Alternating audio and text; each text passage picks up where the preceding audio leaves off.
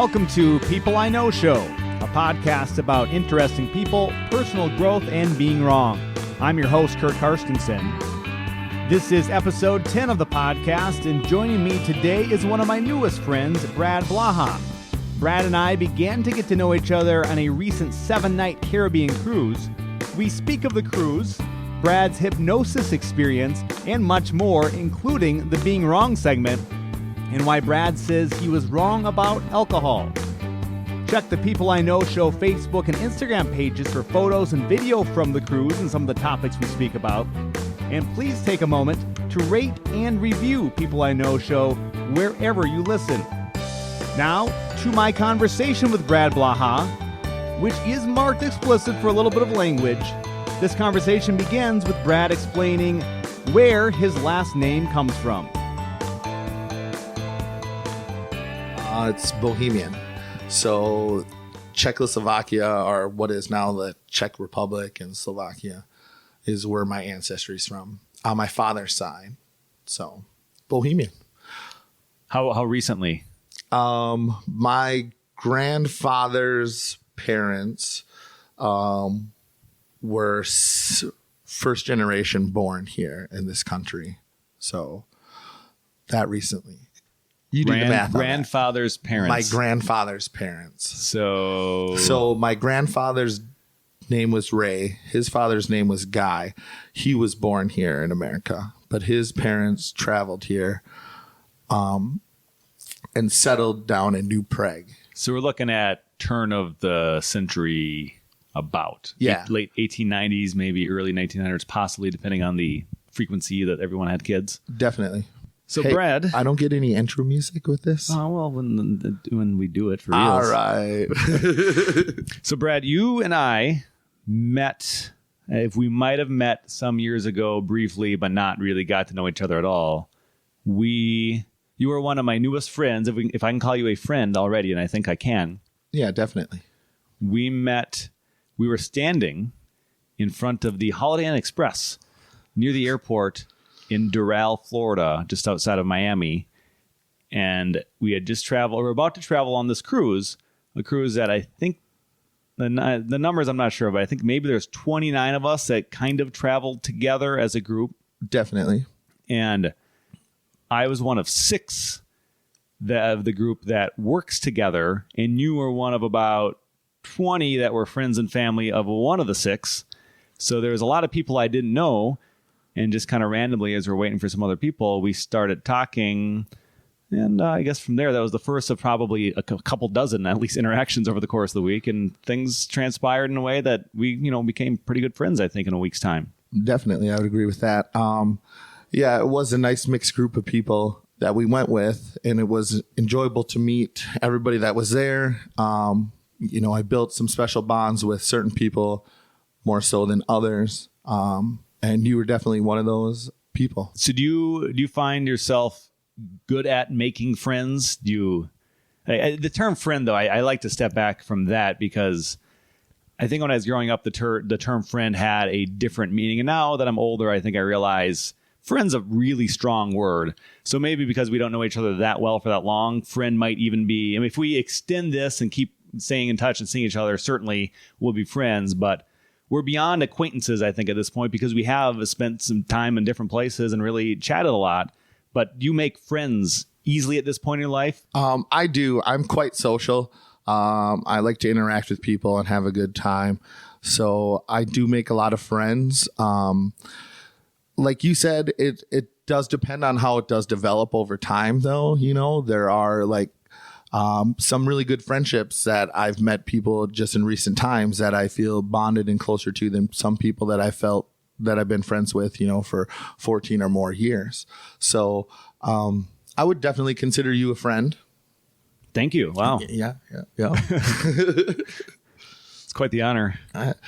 It is quite the privilege. Are we best friends yet? Like BFFs forever? I don't know about that. Okay. Maybe someday.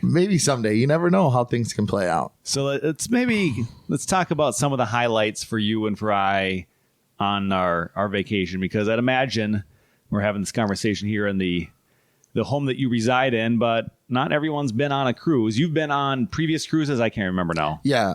This was my second cruise I was on. And that was my second as well.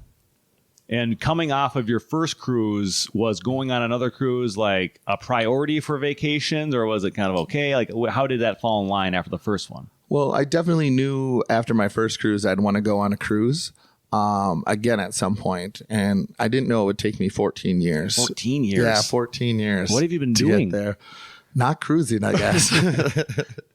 But when I had expectations of this cruise, I remembered the last cruise I had been on, and I kind of thought that cruise would have been similar to this cruise, and they were completely different. I kind of pictured the ship being similar to the cruise that I had been on previously, and it was not set up at all the same.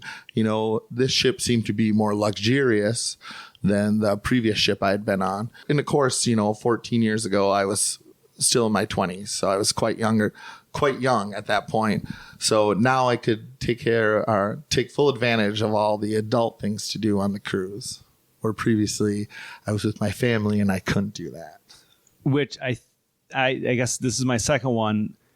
If I were a teenager, for like, it's kind of observing the teenage area, this seemed like that'd probably be a pretty fun week. There's all kinds of like video games, and there was different lounges for kids to hang out and get to know each other. So I'd think for kids of that age on this Norwegian Cruise Line Getaway was the name of this cruise ship, I think it'd be okay. Little kids, I don't know. But certainly for the adults, we probably prefer that there be fewer kids. Like Definitely. So it's kind of I think cruises as families can be okay, but it's also because of the different activities that they have for kids. But also I think going on a cruise is probably more of an adult thing. Oh, totally. It's basically when you're on a cruise, for the most part, it is like a booze cruise. Everybody's there to drink and have a good time, and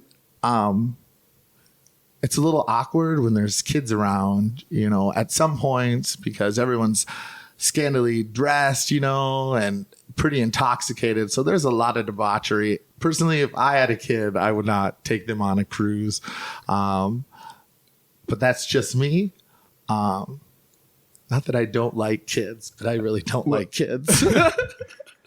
Well, there's probably kids listening. I'm sure you'd like the ones that are listening, Brad. Oh, definitely. And definitely. you probably now you're going to take them all on a Disney cruise, because I think those are like designed for families. So maybe that's the thing. Like there's cruises designed for families, and there's cruises that are designed for adults. But if you want to bring your kids, you can do it. And I just think maybe I just think there's a time and a place, and I noticed on our cruise there was like a lot of teen areas and like arcade things and different things for teens to do, and like a daycare center for your younger kids and stuff to go to.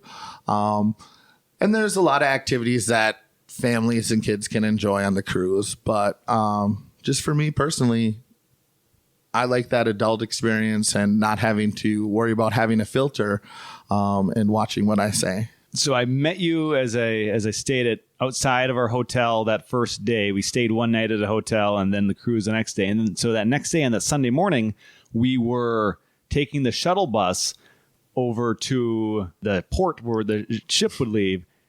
And at this point, I hadn't interacted with you much, but I knew that you existed. We had talked a little. And it was mostly people from our group of 29 on this. And then there was at least two ladies sitting right in front of me. I thought you were going to bring up these two ladies. Yeah, and you were sitting just to the right of them. And boy, the things that were coming out of your mouth, they seemed to think, whoa, what is this guy up to? Yeah, well, I have a mouth on me. I kind of talk like a sailor most of the time. And when I'm in party mode, it comes out a lot more. Now, I don't drink. I haven't drank in 14 months, but I still party like there's no other.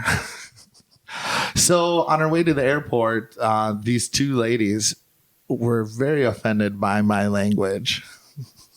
And I can't remember exactly what I had said, but they were upset. And the lady said something along the lines of she was very glad that her grandchildren weren't on that bus with us. Which ties into the whole, if you're going to go on a cruise, don't go on a cruise with Brad is probably just the thing. With your kids. I mean, I'll go on a cruise with you again. That's cool. But I wouldn't probably bring my kids. But then again, after that, I didn't notice whatever you talking like a sailor, as you say. that was the peak of it, I think, at that point. I don't know if did you tone it down a little bit? I did. One of my buddy's moms who was with on the cruise, she told me to lock it up a little. She said, we didn't need to be getting any complaints on the boat. We didn't need people being aware of who we were. So I did tone it down quite a little bit through the cruise terminal, and then once we got onto the ship in the more open areas, I would be my flamboyant self. With my colorful language. So there's, I think, a number of highlights of this cruise, but the one thing that stands out to me, especially with talking to you, of course, is that about the middle of the week, and I'm not even sure why exactly we decided to go to this show, but there's shows every night in the theater, different things. And a few nights there was a comedy hypnotist. And I just remember after about 3 or 4 days of kind of doing the same thing, which was fun, was going and having dinner and drinking and doing whatever else we were doing. I'm like, I got to go see a show. So I mentioned to one of our mutual friends, Ryan, and he must have talked to you. And somehow you guys discussed you were going to this comedy hypnotist show. So then I showed up, looked for you guys. It's a big theater. I couldn't find you. It was dark. I sat by myself. But here I'm observing this, and they're calling people onto the stage or to volunteer to be a part of the show. And I'm looking over at the group of people. I'd seen where you were sitting. I saw, Brad's hand is going up. Maybe you can explain what's all happened from just before that and from there. Oh, definitely. So, like you said, we decided to go to the comedy hypnotist. We were sitting there. I was pretty tired from the day. Just getting up early, going around doing stuff out in the sun makes you tired. So I had actually dozed off in my chair, and Ryan elbowed me, and he's like, you should go up there. You're really relaxed. Our buddy Ryan was one of the guys with us on the cruise. That's our mutual friend. Yes. So I threw up my hand to go up there. We had to do this little test where you folded your hands a certain way and tried to keep your fingers apart, like your 2 pointer fingers apart. And mine just went right together right away because I was just extremely relaxed. So she points at me, hey, you and a big guy in the blue shirt, come on down. So I go down to the stage, get on the stage, took a chair where she had set me in the first place. She told me that my shoulders were too wide for what we were going to be doing. So she jostled a few of us on the end around.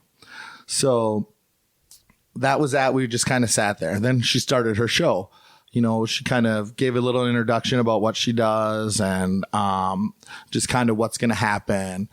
So then she dimmed the lights. I think there was some tranquil music, and she had this toy animal stuffed monkey, and we were supposed to focus on that. And from what I can remember, there was pattern lights kind of dancing around the wall. The projection lights they have nowadays, maybe they have swirls on them or star shapes. And there was a bright white light focused directly down on her. She's being lit directly from above. And she was making this little monkey dance, and she was talking to us about breathing, breathe in, become more relaxed. You're becoming more and more relaxed by breathing and focusing on your breathing and watching the monkey dance. And then eventually my eyes were droopy and I closed my eyes. And that's the last thing I remember until I woke up on the floor of the stage. And then there was a bunch of applause. I was standing up. This Australian gentleman handed me a hat, and he goes, "This is your hat, mate." And then I was like, "What's this hat for?" And he goes, "You earned it, mate." And I was like, "Okay." So I put the hat on. And, that's where I kind of remember coming to. So for the rest of that story, I think we can maybe let Curt kind of fill you in a little bit, and I can jump in. Yeah. One question before I try to fill in what you haven't said so far is, prior to the comedy hypnotist show and this experience, what did you think of hypnosis? And then had you had any experience with it? And did you believe in it? Were you skeptical? How did that all play out? I was kind of innate about hypnotism. My dad had gotten hypnotized several years ago to quit smoking, and it didn't work. Mm-hmm. So I wasn't a real big believer in it. So I kind of went into it as a skeptic. And I'm very skeptical about basically everything. But that is one thing that I've observed enough that I realize, it's legit. Certainly to some maybe some people more than others are more susceptible or more willing to like be hypnotized. And you seem, let's say there's 15 people on the stage. You were one of the 2 or 3 that were just like it really took you really took it. Everyone on stage actually stayed up there. Usually I think I've been to these shows 2 or 3 times. The hypnotist usually kicks people off the stage because it's not really working. Yeah, she was saying that in the beginning, that if there was people she felt that weren't being hypnotized and stuff, she would tap them on the shoulder and ask them to leave the stage. But everyone stayed up there, which was kind of surprising to me. And a lot of people had different assignments. So Brad had, I guess because he ended up on the floor, as people are like get really sleepy, they begin to droop over, and Brad, the biggest guy on the stage, and I think when you were laying on the lady next to you, I don't know, I think the hypnotist kind of encouraged you just to go to the floor so you wouldn't hurt yourself or that person next to you. So you're on the floor, and she starts giving people assignments, and the crowd's starting to get into it a little bit. Different things are making us laugh and cheer. And she gives the hypnotized version of you the assignment to be the laughter police, where if anyone in the audience was laughing, you were supposed to try to get them to stop. And you immediately, when she woke you up, you turned into this, exactly what that is, this officer now wearing this police hat that was trying to stop any laughter, and you were yelling at people. But she also, thankfully, she must have learned her lesson before.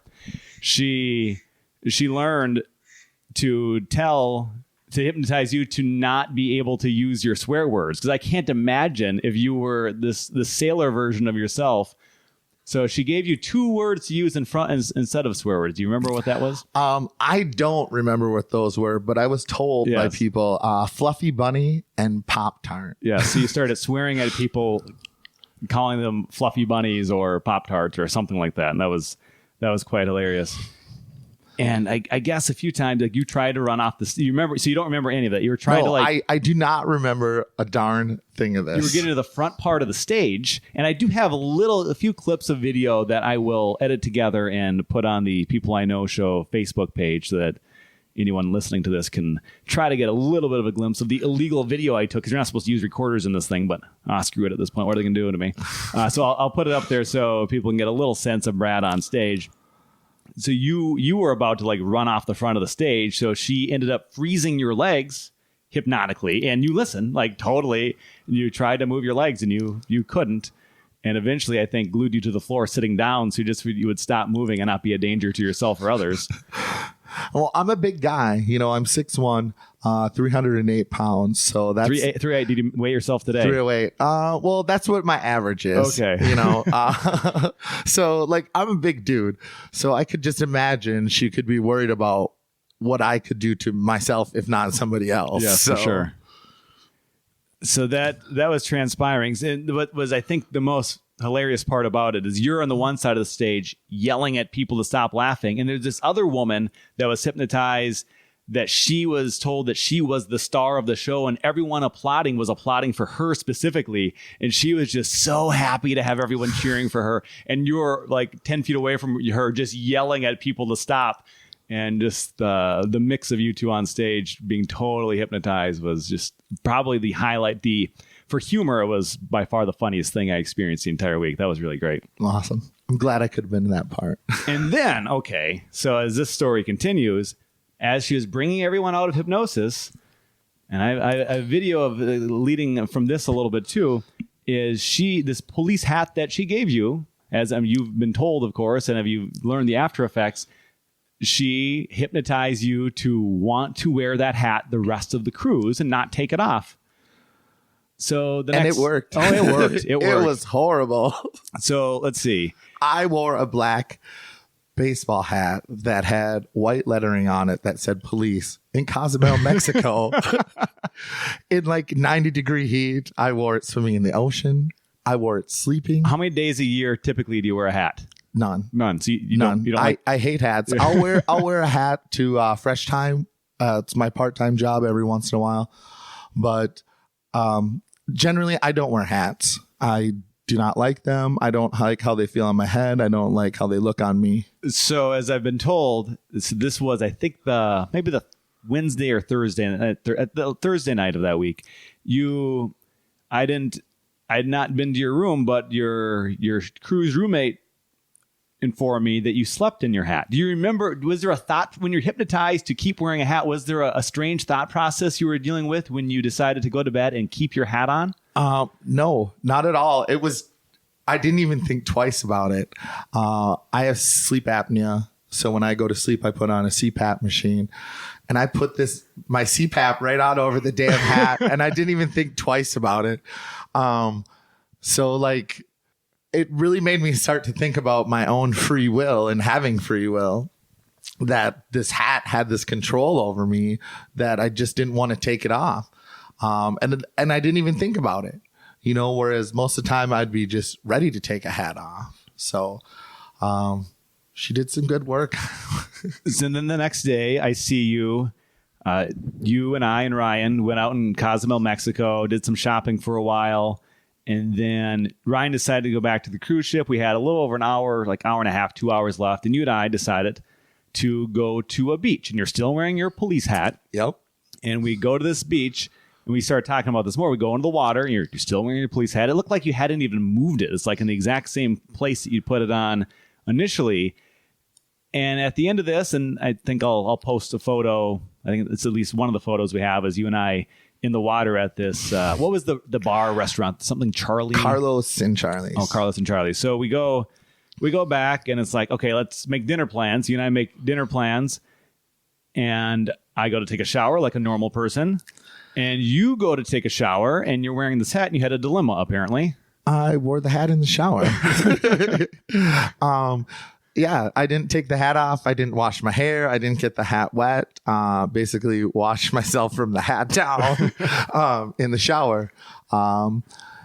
Yeah, and I didn't even think about it. It wasn't even a thought to me until like people asked me about it. Did you wear the hat when you were in the shower? And then I was like, yeah. And then I would feel weird about it. So this was the most normal thing ever until other people started looking at you like you were just insane. Definitely. And then you had to deal with that feeling of why am I what that I'm doing is wrong. Yeah. Like, how is this wrong? How is this peculiar? So oh, that's so weird. It is. It totally is. One of the things that she told me is that when anybody asked me about the hat, I was supposed to say that this was my favorite hat and kind of give them an explanation about it. And I did that. There was like random cruisers on the ship coming up to me, like, hey, that's a nice hat. And I'd be like, thank you. This is my favorite hat. I would say to them, just for no reason, it would just come out of my mouth, so it was definitely an odd experience. And finally, so we're going to this dinner place and we decided to go to one of the, I guess maybe every cruise line is a little bit different, but my two experiences as a part of the 7 nights, you get all your meals complimentary as a part of what you paid, unless you want to go to a really high-end restaurant and pay extra. That's certainly available. But we went to maybe the highest end of the complimentary restaurants. Savor. Yep. Taste and Savor. Savor was the name. So we walk up there. I had made the reservation for 2. I was waiting for you to show up. You showed up. And the hostess, and the manager were up there, and they're like, they told you we got to take the hat off. You can't wear that baseball hat here. I was like, I can't take the hat off. Well, you can't wear a hat in here, sir. Well, I can't take the hat off. I was in the hypnotism show yesterday. So yeah, I explained to them that, well, he's not going to take the hat off, and it's not like a choice for him. So eventually they got us to move to a different restaurant, and no big deal. I understood all the perspectives. I was just observing like, yeah, they should let him wear the hat because on this cruise, someone that works for the cruise basically made him wear the hat, and now he doesn't want to take it off, and they should break their own rules for him. But instead, obviously, I in my head, I was thinking, I can't be the first person that this has happened to. You know? Probably. Well, maybe.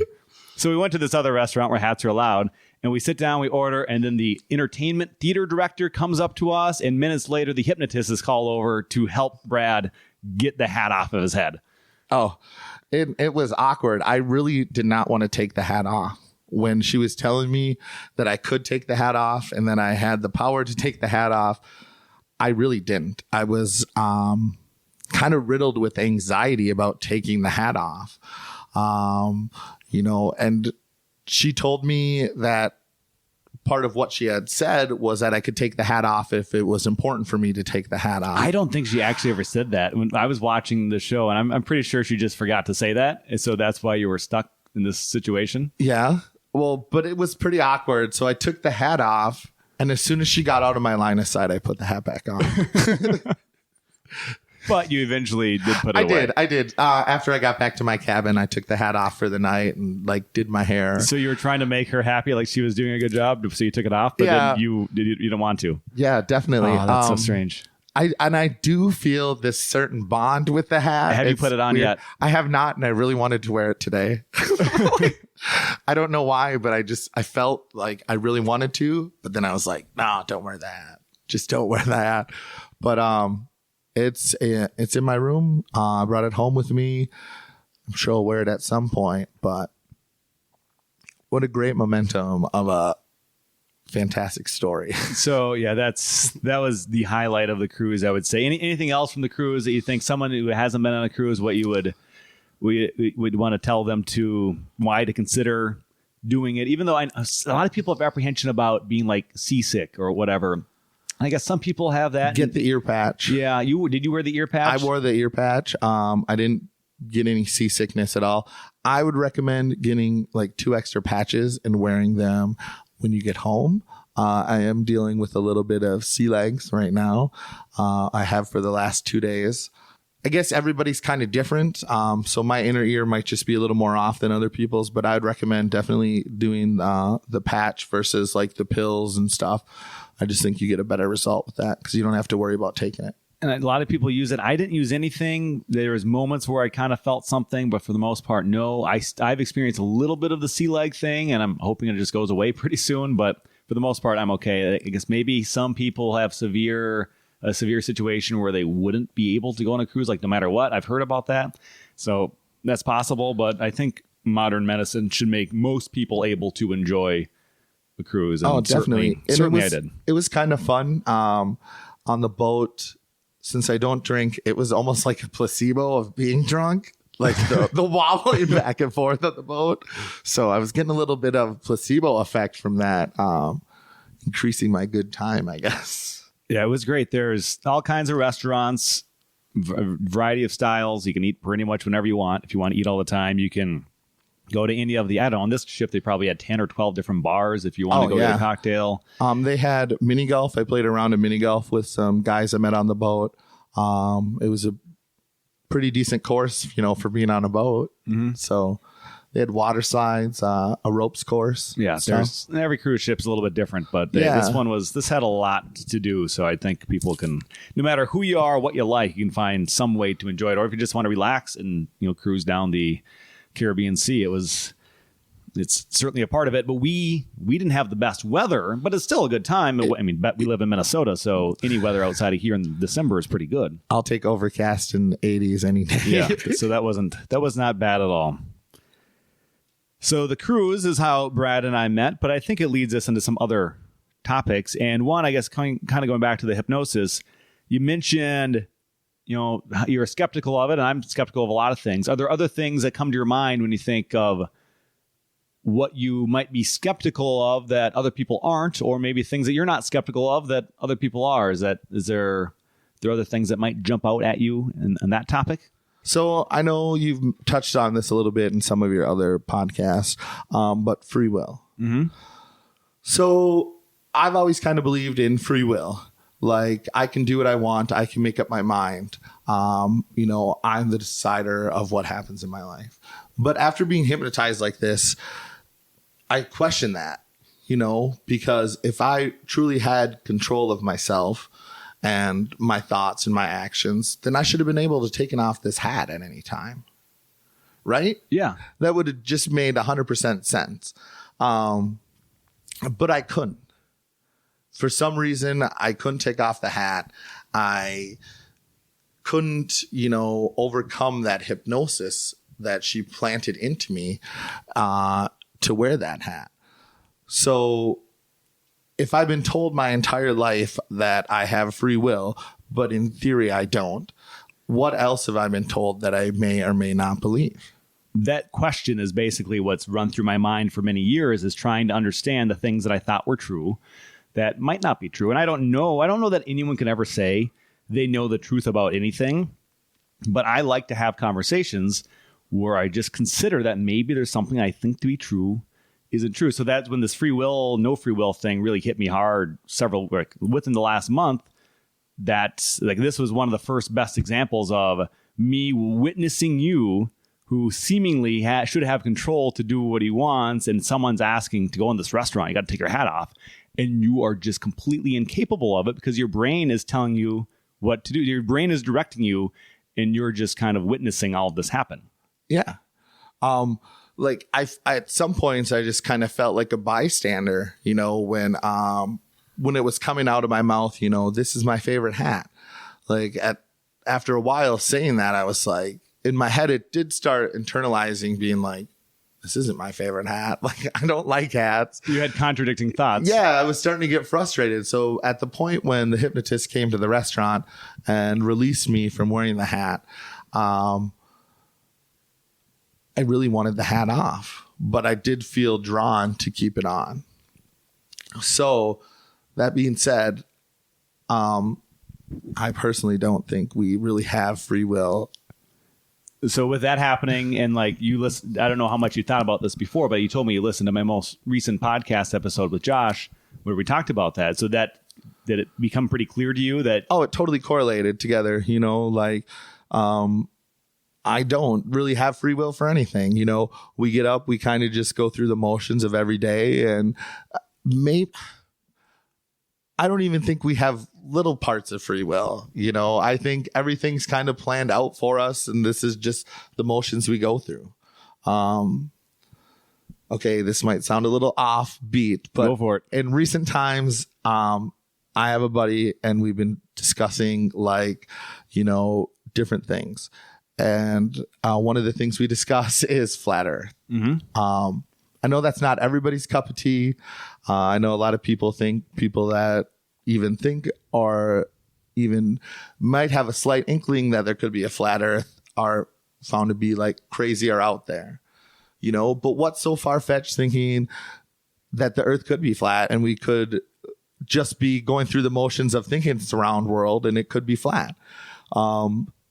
That doesn't seem outside the realm of possibilities, especially when it comes to like things that we've been spoon-fed our entire lives, like religions and traditions.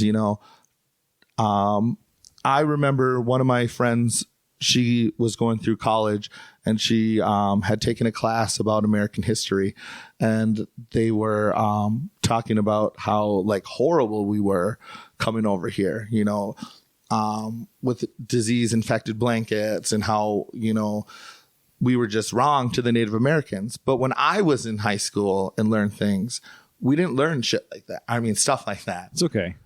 Swear if you're compelled to swear. You have no choice. I guess I grew up learning the part of Christopher Columbus was a good guy, and he came over here and freed these people, but in a matter of like, I'd say 10 to 12 years, what they're teaching in school has a little different angle than the angle I was taught. So what's so far out of the realm of thinking to think that we can't just change our opinions on things, do I think the Earth is flat? Maybe. Are you one of these flat earthers? It's like, I won't judge you. Well, there is a lot of science, and I've looked at both sides, and I grew up a Glober, being spoon fed, like everything is this, but I don't know. I just think there's too much out there that we don't know about, that maybe the Earth is not as round as we think it is. Okay, so here's going to be my perspective on this. I see no reason to believe that the Earth is flat. Like the evidences that I've seen, it's like, anything that I've seen doesn't make me feel like, oh, this might be true.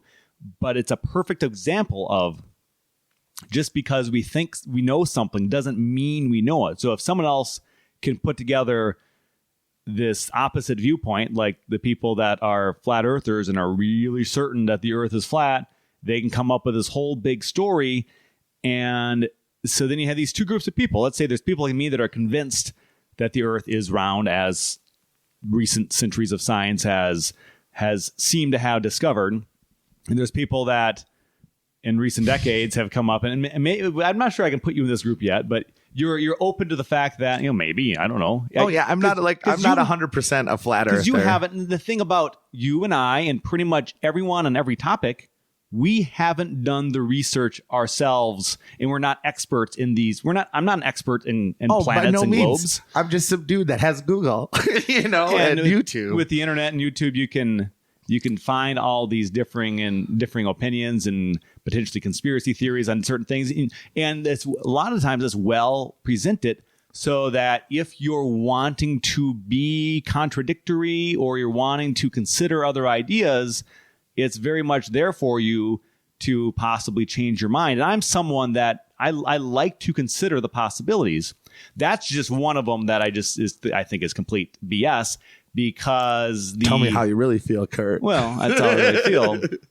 Because ultimately, here's how I make these decisions, and I'm probably not right on all of them. Because how can I expect me to be right about everything? I think anyone who thinks they're like everything that I currently believe to be true, I can think that I believe this because it seems to be the best answer.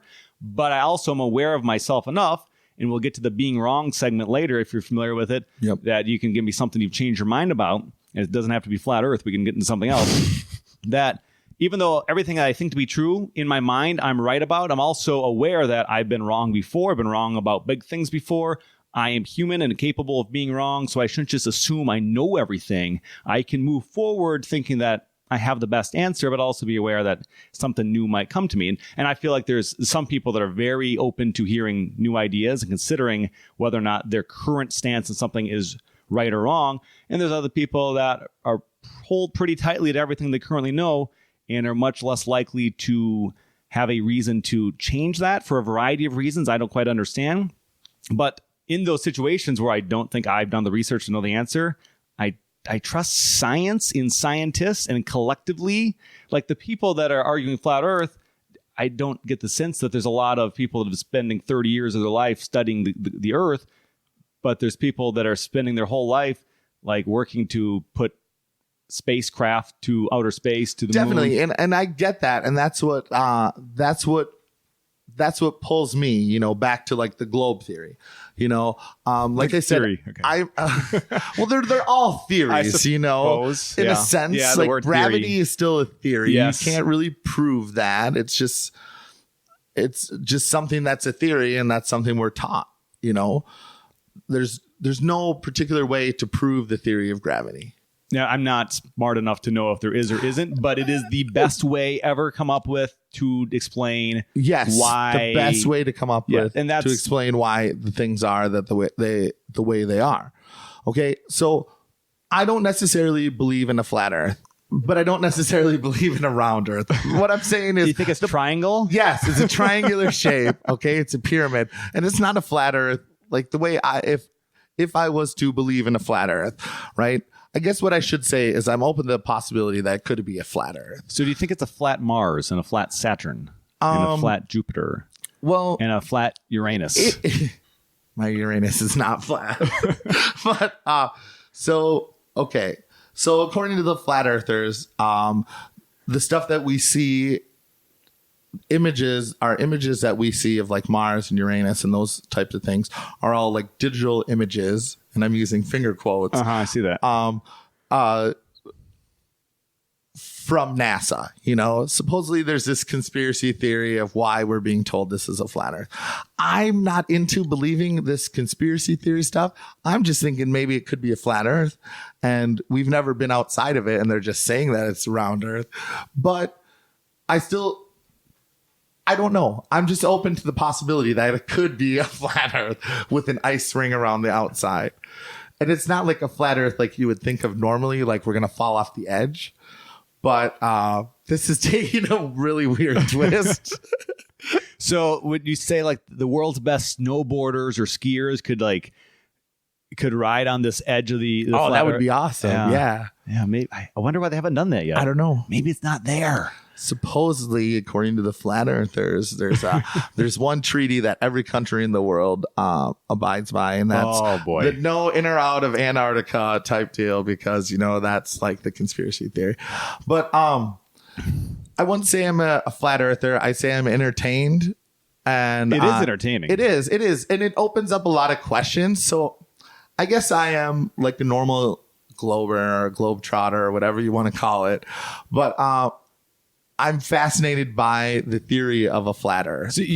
So are you fascinated by that theory especially, or the fact that there's things that we just have always assumed to be true that aren't true, and someone else can present enough of an argument that we think, well, maybe I have not thought about this. How am I supposed to know? So is it flat Earth, or is it just the fact that there's things you haven't considered? There's just things I haven't considered. Okay. Like I grew up small town, Midwestern, Catholic, right?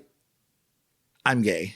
When I was growing up, I thought that was horrible. Like I knew since I was 14 that I was gay.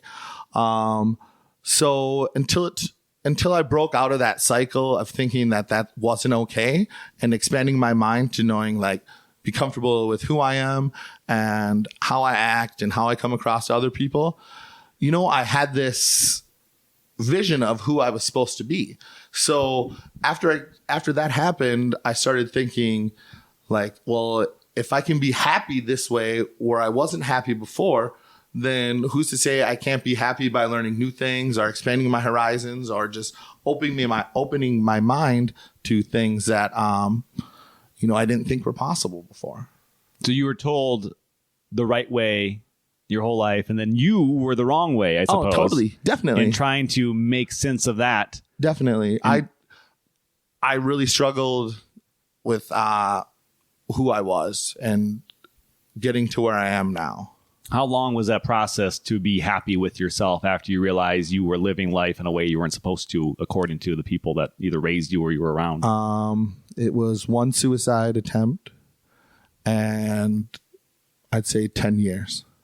So the low point, the suicide attempt, why at that moment, if you can recall, what was... I couldn't handle who I was. I didn't know who I was. I was struggling with who I was. I grew up very faith-based. So like I would do an act of homosexuality, and then I would just feel this internal guilt and like depression. And that's how I would struggle with it. I would, like, oh, you're a bad person. This isn't who you are. This is not who you're supposed to be in life, and until I could get over that. And even after my suicide attempt, there was a good 2 to 3 years that I wasn't open about who I was, that like people in my family didn't know. So I don't know. Life is weird. Like you do a lot of things in your life for other people's sake. Like my parents were like, my mom was like, let's not tell your dad because he's going to be angry. Well, that's all I wanted to do was tell my dad who I was, So that was like a year and a half of my life of still being in the closet, So that was like a huge struggle. And I think me coming out has opened my mind to just trying to see more of what's out there, seeing other people's sides of things, being more open-minded to things like maybe the flat earth, like I'm not saying I'm a flat earther, but it sure sounds like it, Brad. But I'm saying there's a possibility. Why not? Star Wars was made. They made a movie about that. So you think Star Wars is reality? It could be. Yeah, we don't know. We don't know. Maybe the Matrix is. Like who knows? I just know I'm going to get up and live my life every day to the best that I can be. I'm going to try not to let my internal depression take over my life, and just like go out there and be the best me I can be every day. A lot of times I struggle internally to do things that make me happy, to make other people happy. But then a lot of times I'm very selfish and only look for happiness myself. So in those years since it was a really rough time, how many years now since you've been much happier with who you are? It's taken me a lot of therapists, a lot of psychiatrists, different medications. I do suffer from chemical imbalance, so I am on an antidepressant and an anti-anxiety medicine. A lot of people wouldn't know that by looking at me because I'm just kind of a happy-go-lucky guy normally, but I have like a lot of internal struggles on a daily basis. So I don't think I'm really over it. Like, I think that's something I kind of internally struggle with on a day-to-day basis. Is like, my family calls it kind of Peter Pan syndrome, where I don't want to grow up because I didn't really get to experience my youth being my youth because I was pretending to be somebody I wasn't. So I think I struggle with that a lot, in maturity. Sometimes I'm very mature and sometimes I'm very immature. So I guess it's kind of a constant struggle and a balance, for me. So it's not just like a cut and dry, like I'm over this, I've moved past it, I feel better type thing. I try to grow every day. I don't know if that really answers your question. Let me ask this, Brad, in the line of thinking of things that we're told that are real and the way things are supposed to be. Why does anyone ever have to, quote unquote, grow up? Like, why can't an adult person live like they're a child in the sense of just having fun and living free and enjoying their existence on this flat earth? Because you have to have a job to pay for things. Okay, but outside of your job, or even at maybe the job, you can still work it and get paid and still be the most fun-loving, happy person there, or at least, experience it like someone that's really enjoying their life and doesn't take it too seriously. People do that in their own ways. I really think this idea that you're a kid until you're 18, then you got to go to college, and then you got to get a real job, and then your life's got to suck half the time till you're retired because you got to work so hard and be stressed out. Like, bullshit. That's something I realized a few years ago. Is like, who decided this is the best way for humans to live? And maybe no one actually decided, but that's kind of what we all, not all of us, but pretty much everyone started to do. And I look around and I just don't think people are as happy as they can be on average, not even close. No. Why do I have to buy a house? Yeah. Why do I have to settle down and have a family? What if I want to be single the rest of my life or just with somebody? Like, that's something I always internally struggle with, is like, I just don't ever see myself buying a house, and I'm okay with that. But everybody I ever talked to is like, oh, you should really buy a house. Are you planning on buying a house? Should you do this? Should you do that? And it's like, I kind of like being a renter. I can move when I want to. I can just, I guess, be nomadic per se. I don't think it has to be that cookie cutter, like everybody has to do the same thing over and over again. But I think in this country, growing up in America and the United States, there's just a way of life that so many of us are taught. This is what's supposed to happen. That you're supposed to be straight, and you're supposed to, it's the American dream, fall in love, get married, have babies, buy a house, do all these things, retire. And, is that, I think that can work for some people. And it certainly does for some people in the right situations. They meet the right type of person and it works, and their family ends up not having many struggles. But I think the average person, average family, they deal with a lot of crap that make life not be as good as they want it to be. And I was just kind of observing that over the last decade or so, trying to just understand, wait, why am I doing everything that I'm doing? And that's why I'm 35 and I work 2 non-career jobs that certainly make me enough money to do all the things I want to do, or basically everything I want to do. And that's kind of where I'm at right now. And as I've had this lifetime, 35 years of thoughts and getting to know people, that's why I have a podcast, because I want to begin to express the things that I've learned with the people that I've met that might be able to influence others that are in this spot, especially anyone that's in the spot where they don't feel like they're living to their potential and they don't know how to get out of it. I don't know if I have the answer, but the answer is probably out there. So listening to me or whoever else that might have an idea for you, have some thoughts that we can put into your mind. Maybe there's something I've figured out that someone listening is missing. And that's my goal of doing this. If one person totally drastically improves their life because me or someone I have on my podcast that's worth it. I might not even know about it, but I'm kind of doing this in the hunch that that'll happen somehow to somebody.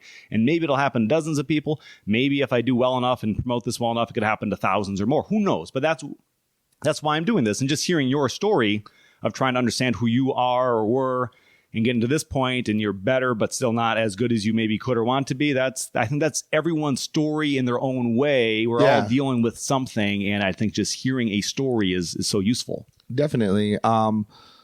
I like to talk to people and get to know about their past and where they come from, because I think a lot of us have different relatable things in our lives that we can draw on, that connect us as people, and we can learn from those things from other people, take those with us in our journey in life.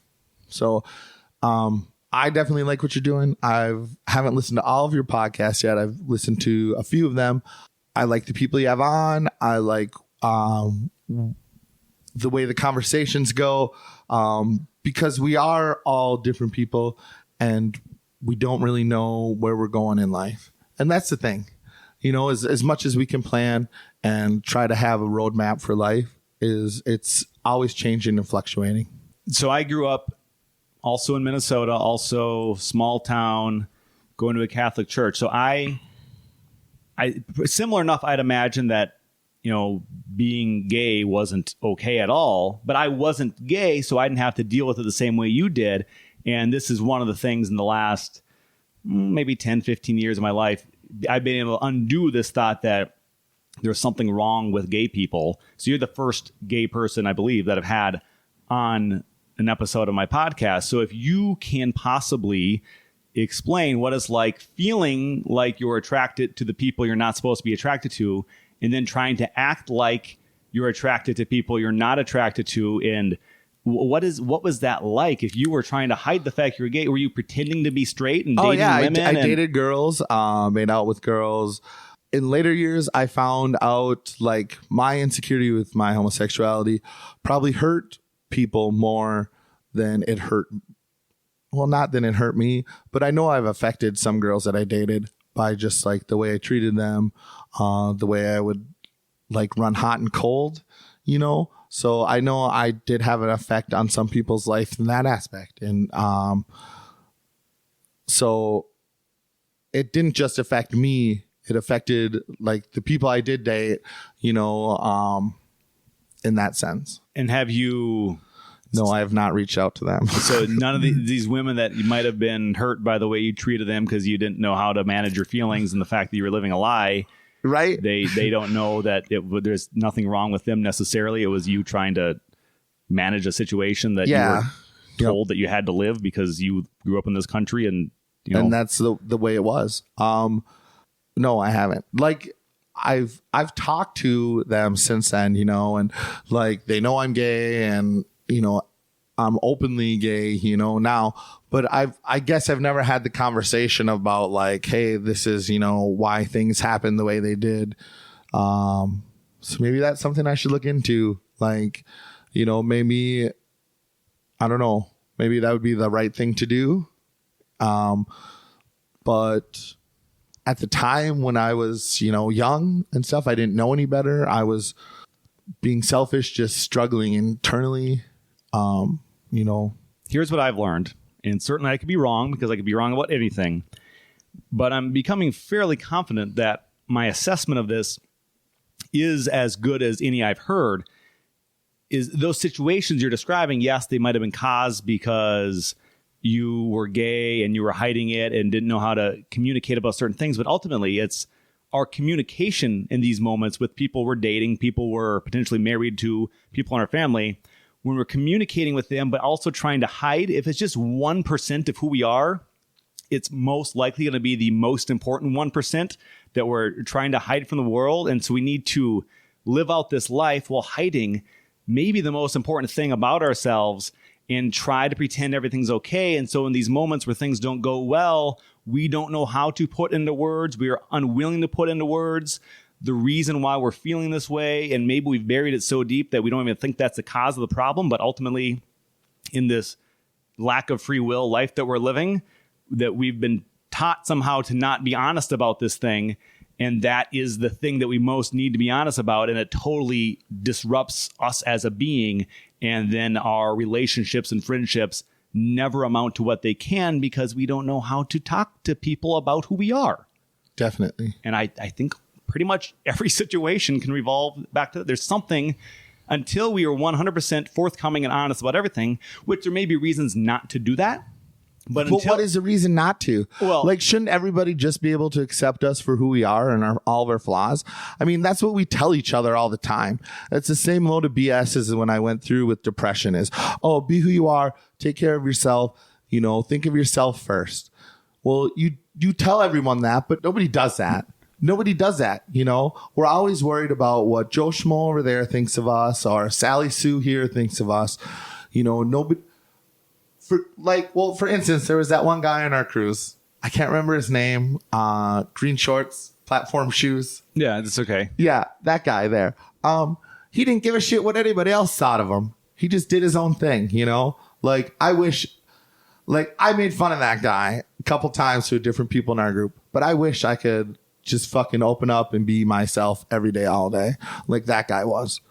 But yet, there's still parts of me that live a lie every day that, don't tell everybody around me what's really going on, so still, there's that internal struggle. And I think, and I could end up being wrong about this, but I think that is the secret to life is being able to let your freak flags unravel all these things that are tightly wound inside of us that we're unwilling to talk about and get them out. And that's through this podcast already. I've opened up about things, and there's more things coming probably that used to just wreak havoc on me on the inside. And I figure if I just come clean about everything to anyone that listens, I'm going to make good friends through this process, get closer with the people that I talk to. There's going to be some listeners that like that aspect of me, and I'm going to be okay. Maybe it helps some other people.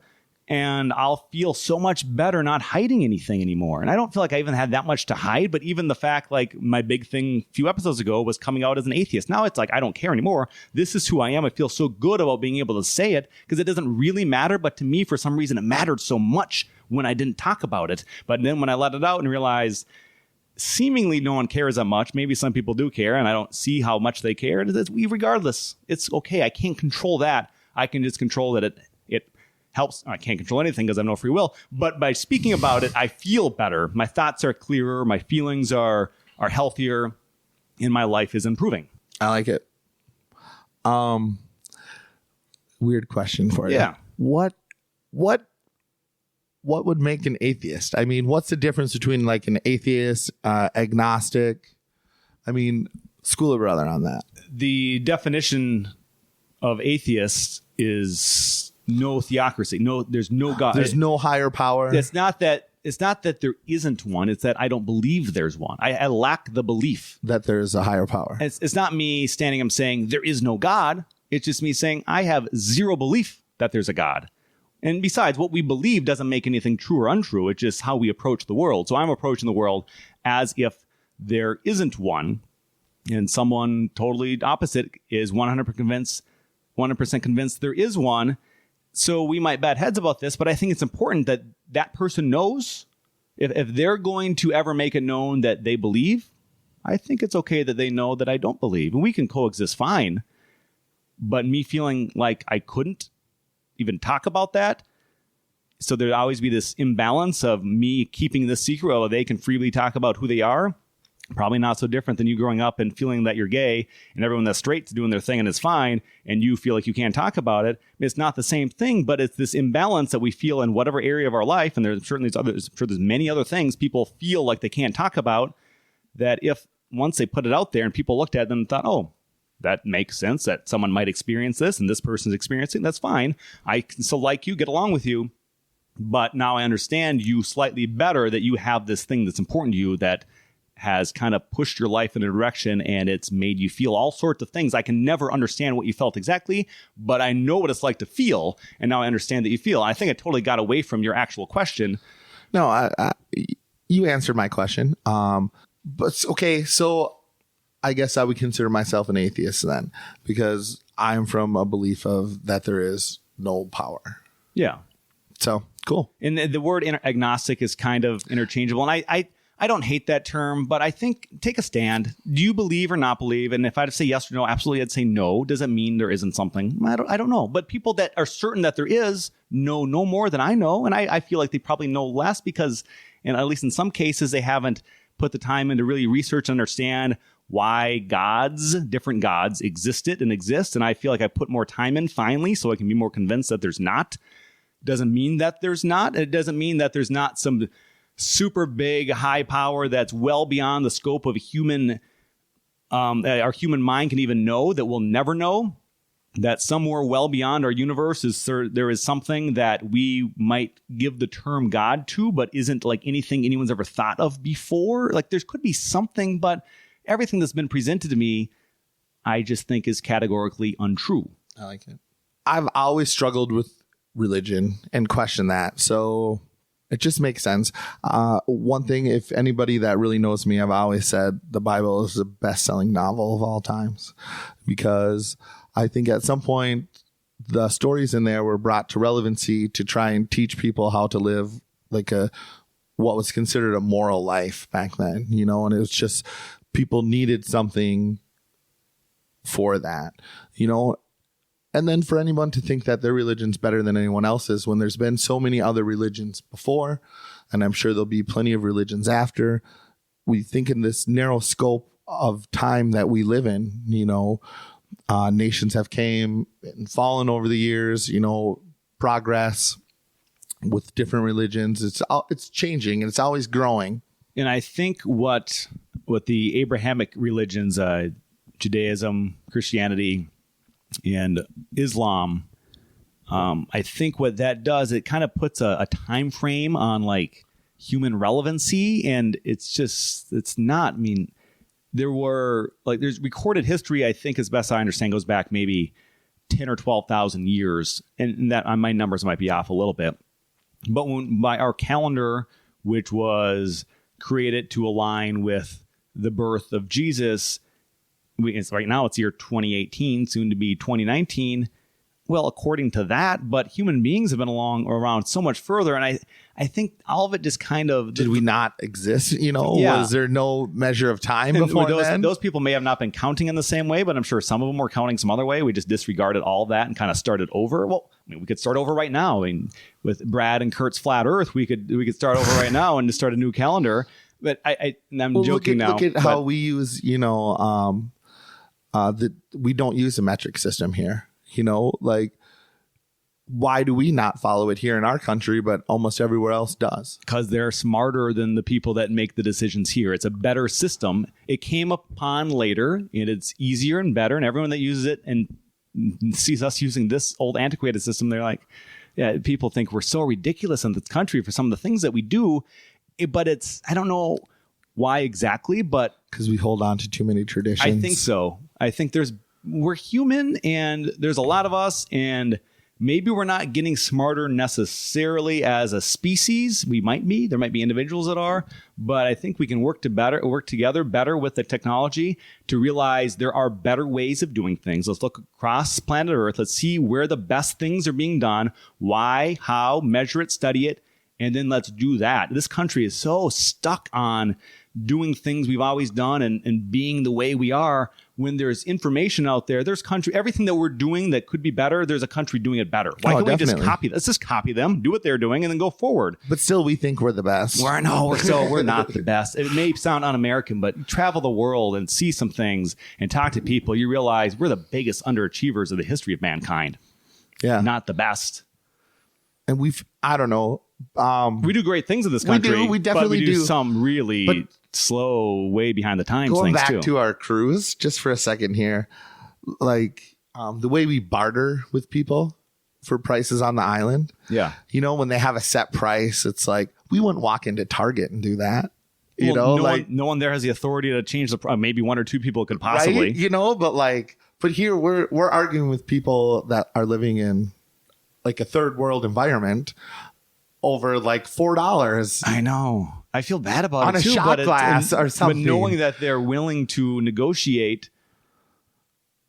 I feel like I kind of have to. Like, yeah, right. Like, so if I they're feel like naming I'm a price, supposed to. if they're naming a price higher than what they're willing to accept, then they're trying to, in a sense, they're trying to screw me over because they think I don't know any better. Exactly. And even though I can part with those extra few dollars and that's probably better they have it than I have it, there's still some human nature thing there that happens. Like, wait a second, are you trying to screw me? I don't want to be screwed. Right? Like, I should not pay full price for this. But we don't think about it at all, walking into a gas station or, Target or even a farmer's market. We're going to pay what the sign says there at the farmer's market. There's a lot of things that are done.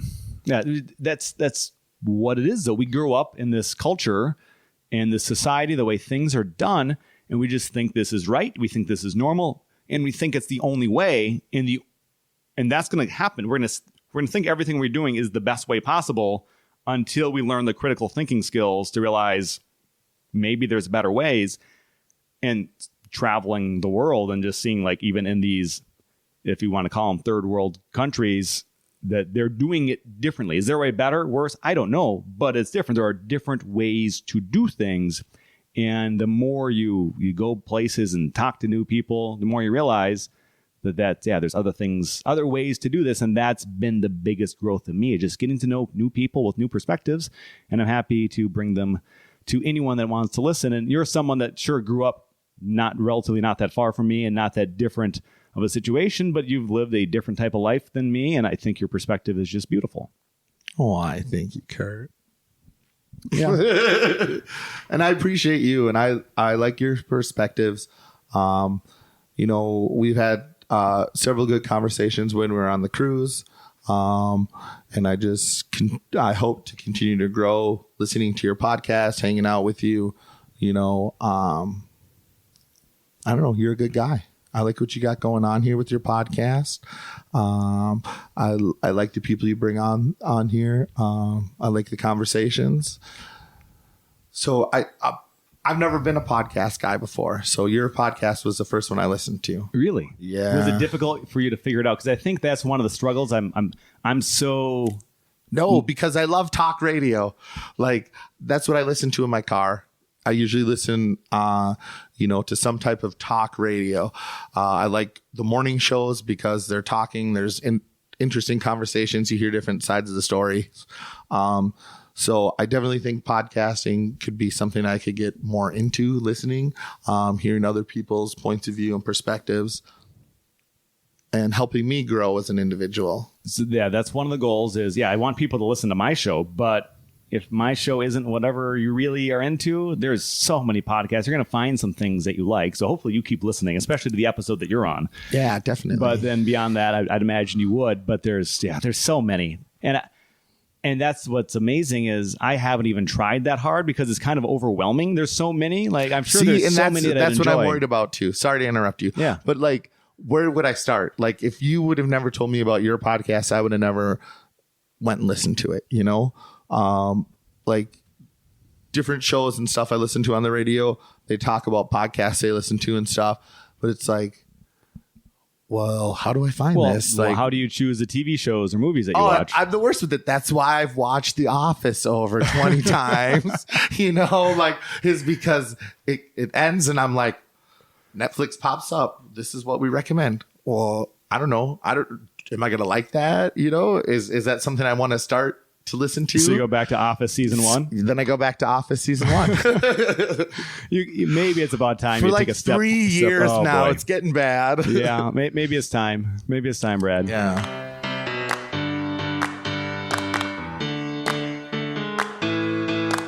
Now let's transition into the being wrong segment, Brad. I know based on previous discussions that one of the topics you touched on just briefly earlier is something that at this point in your life you can say that you were wrong about. Oh, definitely. Alcohol. Like I said previously, I've been sober now for 14 months. And I used to think alcohol was needed for everything. I needed it to have fun. I needed it to loosen up. I needed it to meet people. And it was all baloney. Like, all alcohol did was poison my body, give me hangovers, and give me no money in my wallet. I can have just as much fun going out, being sober, drinking a soda water with a lime. That's my nice placebo drink. So it looks like I have a drink. That way nobody's asking you, why aren't you drinking? On the cruise, I probably drank like 1,000 soda waters with a lime. I was probably more hydrated in that week than I'd been in a while, so that's something I've really changed my mind on. I used to think that drinking was needed to have a good time and to be social and lubricated and just be myself. But I realize now I don't need that.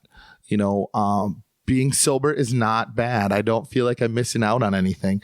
I still do crazy stuff like take off my pants and dance in my underwear,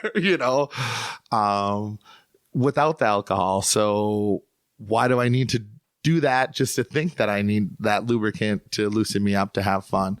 So that's definitely one thing that I've looked at in my life that I've changed my theory and outlook on is, drinking to have a good time. And what, if you can think of did something happen specifically that compelled you to make that change or be even able to make that change a little over a year ago? Well, I'll tell you what happened. It took me in October of 2016, I got my second DWI. So for a whole nother year after that, I continued drinking, like partying. I have an interlock in my car. I'm paying all these fines and stuff, whatever. I was in an alcohol class that I was required to take. And we had a commitment at the beginning of that class to not drink throughout the class while I was still drinking. And about halfway through, I stopped drinking. And I was just like, you know what? Maybe I don't need this in my life to have a good time. And maybe if I start focusing on other good things and positive things in my life, that will bring me the same joy as drinking has. So what I really started doing was evaluating the friendships and the people I was hanging out with. And I haven't changed any of the social groups or anything that I ran with before. But I just made that internal decision not to drink. And I just have as much fun hanging out with everyone as I always have. But I just don't have to have that alcohol. And what really got me thinking was the aspect of how I'm polluting my body. Like everyone knows the older you get, the longer it takes to come off of a hangover. Well, is it really worth going out and having one good blackout night of partying to feel like shit for 3 days? To, miss out on things because of how hungover you are? You can't go out to brunch because you're that hungover. Because when I used to drink, I would always drink to get blackout drunk. For me, there was no, I'm just going to have a few drinks and be social. It was, no, I'm going to pound the liquor and get wasted, And so I don't really know what the turning point was in that class. I know we talked about a lot of different things in the alcohol class that I was in. It wasn't like an AA or anything. It was a driving class. So it was more about like teaching you the right and wrong ways about driving and drinking. It wasn't like an AA thing. So I don't know what my epiphany was or what caused me just to be like, hey, I'm done. And it's not been that difficult for you to stop? No. Surprisingly to me, it has not. Is it getting easier as time goes by just to be more certain that you're not going to go back to that way? Yes, it's easier and easier all the time. When I first stopped drinking, I secluded myself from like going out with people. I just wasn't going out. I would just stay home, have something else to do type deal. Well, then I came up with this whole soda water with the lime thing. Okay, so I felt more comfortable going out and drinking that soda water with a lime and not being questioned about, why aren't you drinking? So it sounds like a big part of you drinking, at least an aspect of it, was to fit in and not feel like you're doing something different. Totally. Like that. Totally. How other people saw you not drinking was a reason to drink. Yeah, totally. And that's how I don't feel that way anymore, but I'd say for the first year, that's wholeheartedly how I felt, was like people being like, oh, why aren't you drinking? Do you have a problem? Like, no, I don't have a problem. I just realized that drinking is not the thing for me anymore. Mm-hmm. Like I said, I can just have just as much fun sober with no hangover and money still in my wallet, because when you buy a soda water, they aren't charging you. So you're giving them $1 tip of soda water, you know? So the struggle for me was internally, I guess, my appearance, you know, like Brad, he's always been the fun partier guy, but now he's not going to drink. So how is he going to still be fun? Mm-hmm. And I think that's one aspect of how I looked at it. And I guess really it came to me just being like, I don't give a shit if people care that I drink or don't. You know, there was for a while, I wouldn't buy alcohol for anyone. I wouldn't go into a liquor store. I wouldn't buy anybody a drink. You know, on the cruise was the first time I bought somebody a drink. You know, I didn't do it because I felt that there was going to be this connection that if I bought somebody alcohol, I was going to feel this was my alcohol to drink and that I would need it. I realized that's not it. You know, like I don't need alcohol. I don't want it. You know, it's just cutting something out of my life that doesn't fit in my life. I don't care if other people do it and have a good time because they can control it better than I can. I just can't. So that's one thing I've turned around on and changed my mind. That's a very good one. And that's something I feel like I've talked about with some of my friends, thought about not drinking anymore. I don't drink that often, especially when I'm not on vacation.